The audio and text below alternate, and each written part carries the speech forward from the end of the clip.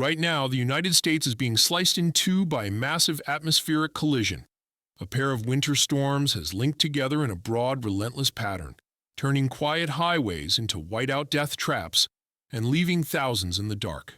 While the West digs out from under a mountain of snow, a second, more violent system is gathering strength, preparing to turn tonight into a desperate race against rising water and freezing ice. This is not just a local snow event.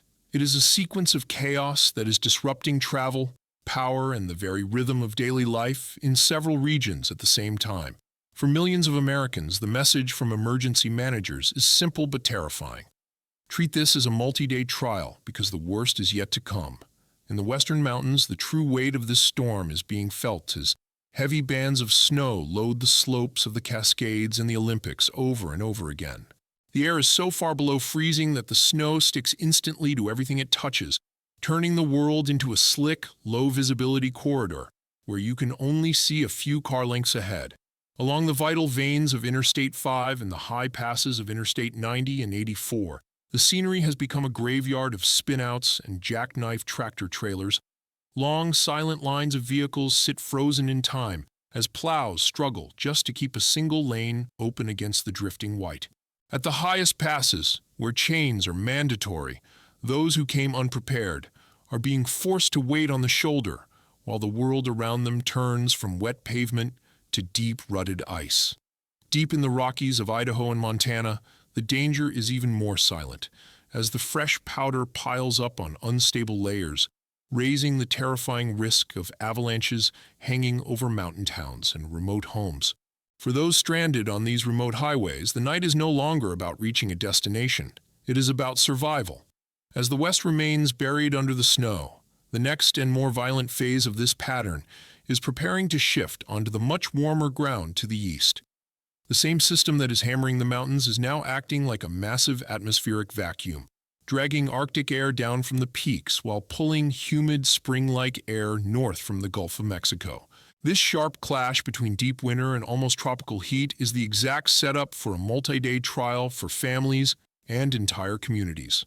According to the Storm Prediction Center, this corridor of unstable air acts like a moving trigger as it slides into the central United States. Warm air rises violently ahead of the cold front, met by racing winds overhead to create a classic recipe for disaster. We are no longer just looking at snow. We are looking at the birth of severe thunderstorms, massive hail, and the sudden terrifying threat of tornadoes. For millions in the path of this collision, the gap between a quiet afternoon and a dangerous evening is about to become much shorter than it appears on any map. As the storm chain moved into the central and southeastern United States, the threat began to change shape from snow-covered mountain passes to flooded streets and neighborhoods plunged into darkness. Deep moisture from the Gulf of Mexico is fueling storm bands, turning them into effective rainmaking machines that sweep through towns and rural areas saturated with water for hours on end. In the lower Mississippi and Tennessee valleys, urban neighborhoods with poor drainage, highway underpasses, and low-lying river crossings are among the first to be submerged by the rushing water. This is the important part. For millions, the day may begin in mild, pleasant weather, without the feeling of a day of extreme weather, but they will soon face a sudden turn toward violent storms and rapidly rising sea levels as night falls. The gap between a peaceful afternoon and a dangerous evening is much shorter than what's shown on the weather forecast map, and for many, water will be flooding through their front door before they realize the danger is imminent. On the roads, the first signs of danger are often tragically subtle. Water begins to pond in familiar trouble spots, collecting in underpasses and filling rural crossings that look shallow from a distance, but hide a current stronger than any engine. Many past rescues have involved drivers who tried to navigate a familiar route, only to find that the current was stronger than it looked, or that the road surface beneath them had simply vanished.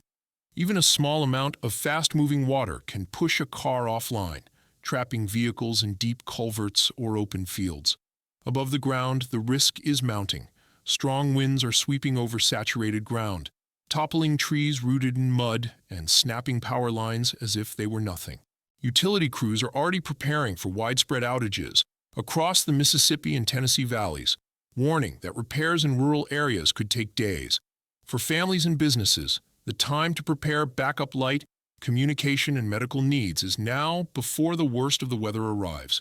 In a weather pattern as massive as this, the raw strength of the wind and water is only half the story. The other half is written by us, by how early or how late we choose to act on the warnings we receive. The most critical signals won't come from national news anchors. They will arrive as a sharp alert on your phone while your street still looks calm. This is your window of choice. When a flood watch is upgraded to a warning, it is a signal that the time for planning has ended and the time for action has begun.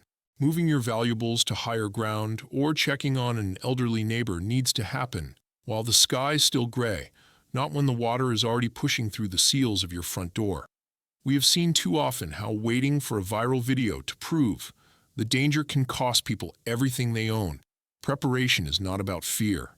It is about removing the element of surprise so that when the worst of the storm hits, you are already standing on safe ground.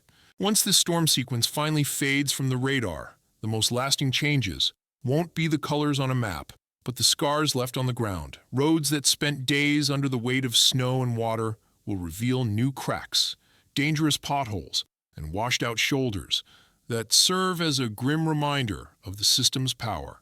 Riverbanks will carry fresh scars where fast-moving water has carved away the soil, and neighborhoods will long remember which streets were the first to drown and which power lines were the first to snap in the wind. These details aren't just memories. They are the starting point for the next round of planning. The hard questions about which underpasses always fail and which back roads become impassable the moment the slush turns to ice. A pattern like this does more than disrupt a week of winter. It redraws the line between what we think of as safe ground and what is known as a trouble spot. The communities that come out stronger are the ones that treat these storms as a lesson to study, not just a shock to forget. The real measure of how this period ends will be in how many people use this experience to update their own plans, ensuring that when the next set of storms lines up, they are not starting from zero. If this report helped you understand the risks and what to watch for, please subscribe to Disaster Alert Network, turn on notifications, and share this video with someone in the storm zones. Now, we want to hear from you in the comments. Where are you following these storms from? And how has this winter sequence changed your daily life?